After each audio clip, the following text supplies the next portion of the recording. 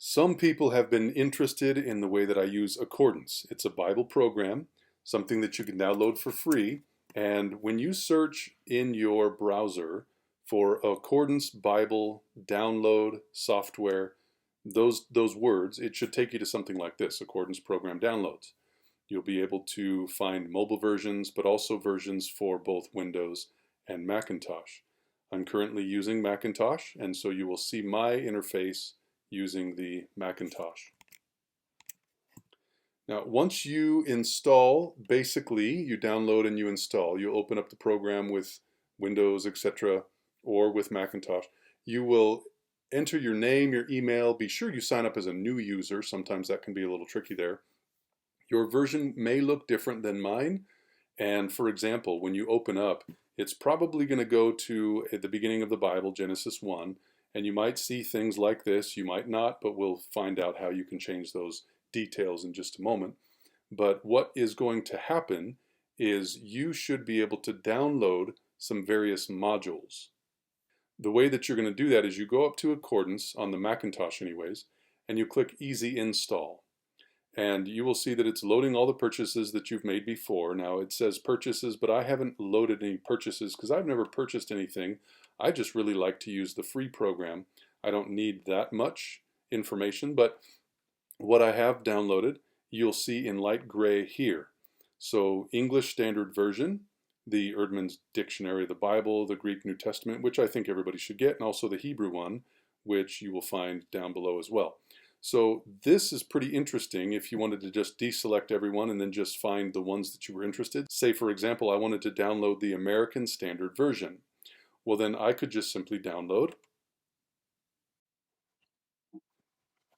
And once that has downloaded, you will be able to install it. It will reload your Accordance software.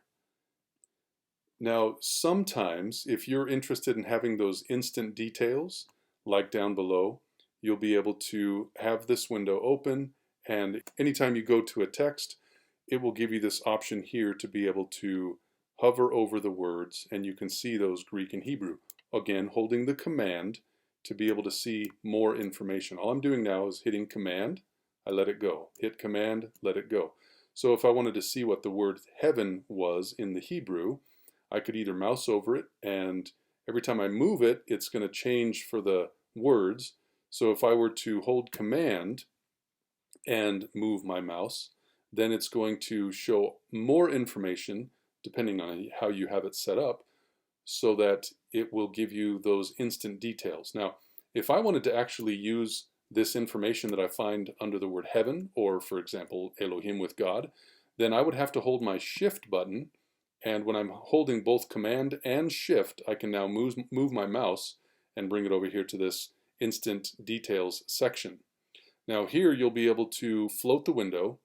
This one is where you can copy the instant details and use it in a program. Say if you were doing a study and you wanted to know exactly what the Hebrew says in regard to Elohim here, or you could use this to switch into a vertical orientation or increase the size of the font. Now, switching this into a vertical position would be to bring it over to something like this, or you can put it back to where it was, right? So that makes it quite simple to be able to do those things.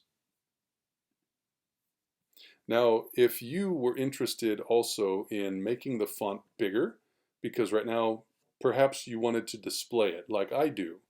Sometimes I use it as an interface to display on Zoom meetings as a Bible study. Well, then I actually get rid of the instant details. I get rid of the commentary, which in this case would be by either sliding this over like this or simply clicking that to close it. I'm going to leave it open just for a moment to show you how I use it in the future. But if you were to want this font bigger, you could come over here and click on the larger A or click on the smaller a to either increase or decrease the font size. Now when I'm presenting, I just make it as big as it gets. And in fact, I like it that way. So what I do is I go to select display rather, and set text pane display. Now the shortcut is Command T. If I was just here and I hit Command T, it would bring up this idea that my font size is 96. Well, I like that, so I'm going to use it as default. If I were to click this here, it's going to tell me, are you sure that you want to use this display setting? And I'm going to hit yes, I want to save it. I want that. Now, if I wanted to customize the theme, say that I don't really like this blue necessarily, I wanted to change that sapphire color to olive, and then we could change it to olive, or perhaps you like purple. I like purple as the reference that I find that my search highlight is what purple is, but I prefer the sapphire to be the verses that are used. So in this case, I want it big, both for the content, like if I change the content, you would see that this content here is quite a bit smaller, but I like it to be big for the sake of my studies. And also the references right here, Genesis 1 verse 1, I could make the references quite small if I wanted to as well. But that wouldn't really look that well if in fact they were different. So I'm just going to keep them both at 96, and then I'm going to use this as my default as it had asked before. Are you sure? You hit yes, of course, save, thank you. And so now my default is this. If I were to close down the program and then open it up again, it will have that same size in the Accordance software that I had left it as, because I have chosen that as a default, right? You can do the same for any of the panes. You can make the font bigger or smaller depending on your desires. Now, just for this presentation, I'm going to make it a little bit smaller. I'm going to pull this over here, and we're going to see that in Genesis chapter 1 verse 1, which is the verse I have selected, I could find commentaries. Now, if I wanted to click this one here, the New Bible Commentary, it's going to give me commentary on Genesis chapter 1 verse 1. Now, I might like Matthew Henry's commentary, so I'm going to click on that, and it will give me all the information that Matthew Henry has to say. There are lots of commentaries that you'll be able to include in there if in fact you are interested. And so you could also bring up all these other cross-references, for example, with Genesis 1 verse 1. You're going to see Job. If you click that, then it's going to bring up this huge section that if you wanted to decrease the font and make it a little smaller, you can just pull this window over. Let me see if I can do that correctly. It's not going to let me here. There we go. You could pull that window over, and then you'll be able to see the verse here, all the references, and any one of these references you select, it will change this reference pane here in light of what you have just clicked or in concert with. So now, say you didn't want it, you close it, and that's fine. Everything goes back to normal. So if you wanted to talk about topics, beginning or creation, earth, God, gods, heaven, omnipotence, etc., you'd be able to open that information. Word list, my tool set, you don't have anything there, but you could choose to add something, one of the tools, whether it be a dictionary or a commentary, the Greek lexicon, Hebrew, the visual devotions. You've got lots of things you can choose from. You would simply add it there and update it, and then the next time you'd be able to come to my tool set, you would see those options listed right there. So I generally don't use these things right here. I try to use the Bible itself as my commentary. And so what I try to do is I increase the font as I showed you before.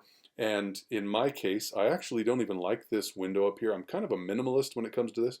So if I were to choose to display or window, let me see, I'm going to hide the toolbar. And so now all I have is the references here and the scripture. And so now if I wanted to study the word beginning, I could simply click that or just hover over it and then right click it. I could search for this specific word like that.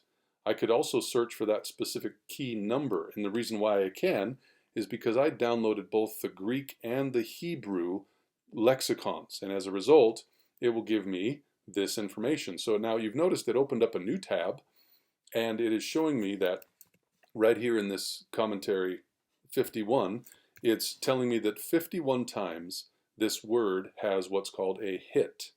And so there are 51 hits. In the beginning, the next time this is used is in Genesis 10 verse 10. Now this is the Hebrew word that's translated beginning, right? So now if I wanted to decrease the font to see a few more of these references in one pane, then it's also translated first or first fruits. It is translated as beginning, first fruit, beginning, first fruits, or part, first part.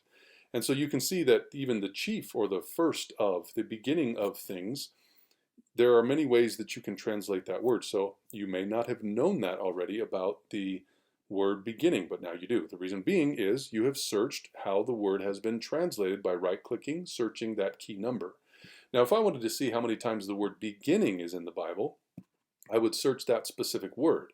And you'll see that it is actually 106 different times that that is used. Now, this word beginning, if you were really interested in finding out how they translated it and how they used it as it was translated as beginning, you can go through all 106 of those. You could also click in this section, Command A, which would select all, Command C, which of course you could, let's see, select all by going to this section here. Although I don't tend to use the menu option up here, it's just too slow. I like these little fast shortcuts, so Command A and then Command C. So that's what I just did. I'm going to click off of it, Command A, Command C. Now everything is on my clipboard and I should be able to just paste it anywhere I was interested. If you were interested in going to, say, a specific reference, you don't have to type in Jonah all the way. You can just type in Jon. You hit enter and it'll take you to Jonah 1 verse 1. But what if I wanted to go to Jonah chapter 2? Okay, so you go to Jon 2 and hit enter. And then you could do the same thing with 3, the same thing with 4, and there is no 5, so it's probably not going to do anything for you if you try to go to Jonah 5, right?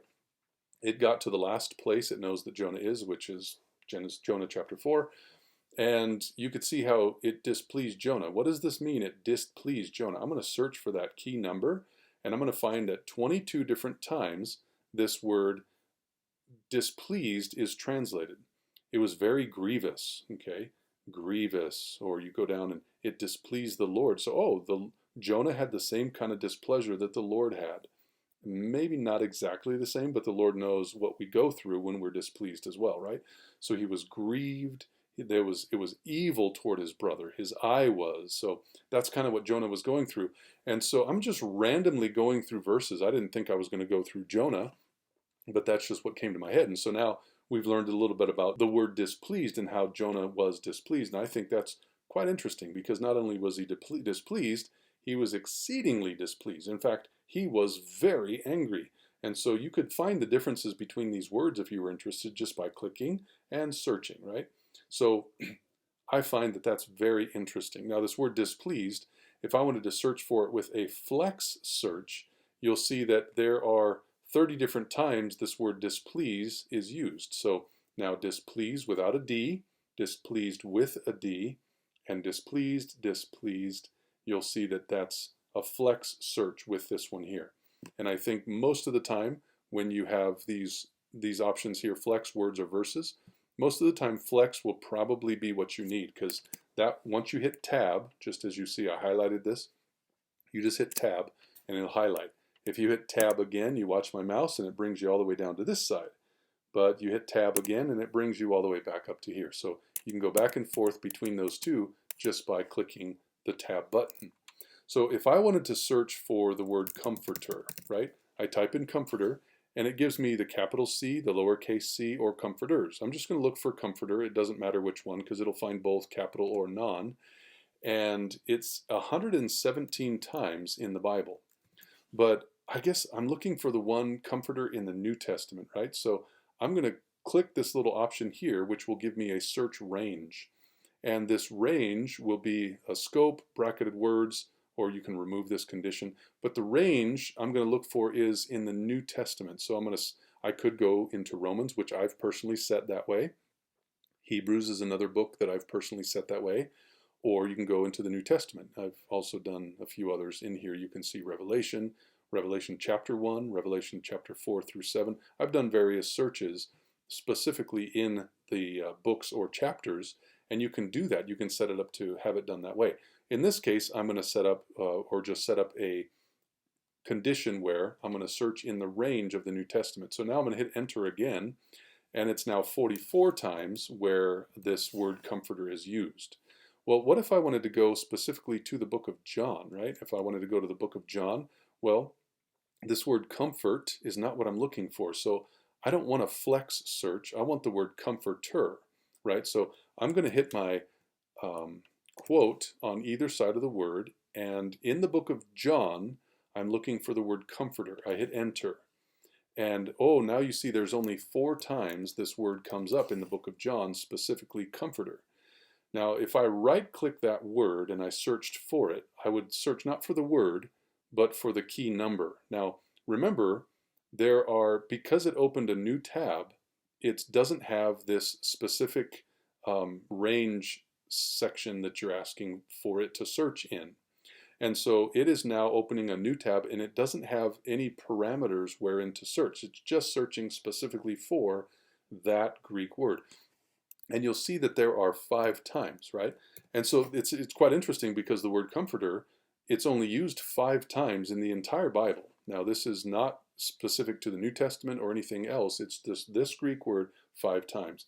In John 14, twice, John 15, John 16, and also 1 John chapter 2, verse 1. But notice this word here highlighted in a different color, which shows you that this is your specific Hebrew, or in this case, Greek word, parakletos, which you can see down at the bottom here as I hover over that. But you'll see that this word is the same one, parakletos, right? And so why is it translated this way? And by the way, if you read this verse, you'll find it really interesting that the advocate, or the comforter, actually has a name. There is an advocate with the Father, and what's his name? Jesus Christ, right? So the advocate is actually Jesus Christ. Once you do a little bit of research with this Greek, you'll find out that, wow, you can learn some really cool things with the ways that people used in the Bible their words. Now, John was the only one, if you recall, which was the one that used this word comforter, so he pretty much knew what he was looking for when he wrote that. We're going to now amplify something. If I wanted to look and find that this word Tarshish, I wanted to learn a little bit more about Tarshish. I'm going to right click and I'm going to search in something. And if I wanted to search in the English Standard Version, or maybe a different translation, I could go in here, the American Standard Bible. I could also go and look here and amplify. It's kind of the same thing. You can go with the modern versions. You can go with the Greek texts to see what it's saying, although that's Hebrew, so you'd go in there. Or you can go into the dictionaries, whether it be Erdman's Dictionary, Easton's, Hitchcock Bible Names, Webster's. You can go to various commentaries that you've downloaded, which I haven't downloaded many. I mean, you might be very interested in download a whole bunch of them, but I just haven't. So you can go through and find lots of the things that you have downloaded, and you can find all about Tarshish just by right-clicking or going to Amplify and selecting any of these options that will give you probably lots of information about Tarshish. So if I wanted to double-click Tarshish and Amplify and go into, say, a commentary, maybe New Bible Commentary, I would click that and it would open up an option here that has Tarshish selected, and it's the first find out of 11, which you can see right here with this 11, and it's in the New Bible Commentary. Now, maybe I wanted to go to Matthew Henry's commentary, right? Matthew Henry, once I hit enter, he actually talked about Tarshish only 1 time, whereas the New Bible Commentary, remember, talked about it 11 times. So whichever one you wanted to go to, you can find that when you search for these sections and these thoughts, if you just clicked on any one of these references, it would actually take you to it right here in this other pane. Another pane would open up. Now, if you didn't want that to stay there, you simply close it and it goes back to normal. So I think what I'm going to do is show that if you ever wanted to have more than one Bible reference, say for example you wanted to have John chapter 3 verse 16, whoops, and you also wanted to have 1 Timothy 2:5, then you could just separate them by a comma, if you can see right there, and you could even have another one, Revelation 14 verse 12. You hit enter and you'll see that John 3:16, separated by a comma, 1 Timothy 2:5, and then separated by another comma, Revelation 14 verse 12. Now, if I wanted to be here in John 3:16, but I still wanted to have all these 3 together, yet, while I have all these 3 together in the same pane, I would be able to, or I would want to go to the context of this one, I would simply hit Command and the character directly on the left of the right-hand Shift button, which is actually the /, okay? Command /, and you'll see that it jumps me to the context. That's just a real nice shortcut. Now, if I want to go back to that, even if I'm down here, I'm going to hit Command / again, and it'll take me right to where I was before. Now, if I also wanted to see 1 Timothy 2, I do the same thing. And now I'm in the context of 1 Timothy 2. Now there's verse 6 and verse 7, verse 8, but I want to jump back, so Command /, and it takes me to where I was before, you see? So Revelation 14, I wanted to do the same thing here, Command / or Control if you're on a Windows computer, and then you have the context of Revelation 14 verse 12. So that is really quite helpful if in fact you have the ability to share with people. If you just wanted to see all of them together at one time, you could just change the font size and then you'd be able to see them all now. If I wanted to set a range of verses, say for example, I wanted to see specifically John 3:16 through verse 18. I just choose those verses specifically, and now I have through 18. Again, I'm going to make the text a little smaller so you can see the whole thing. And if I wanted to see the context of any of these verses, Command / or /, and now I'm in the context. If I wanted to go right back to where I was before, Command / and there I am with the selected section there.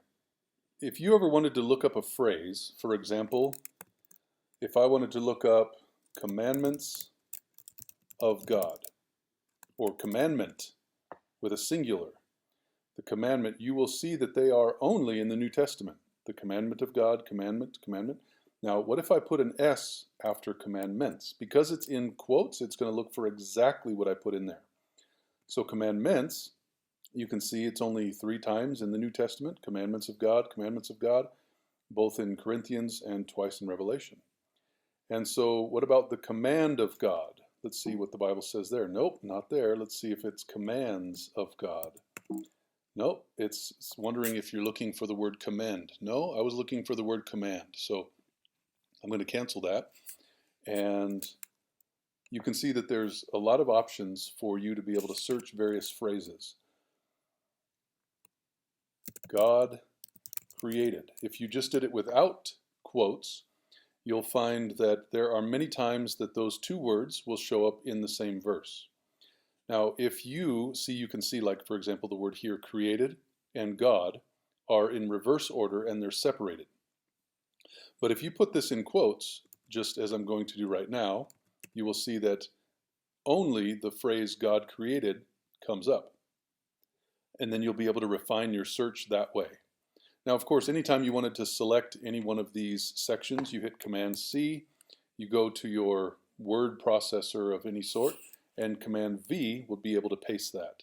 So then you'd be able to take all the notes you wanted and put them into a PowerPoint or Keynote or Pages or Word presentation, and you can print out Bible studies and have a wonderful time with God's Word.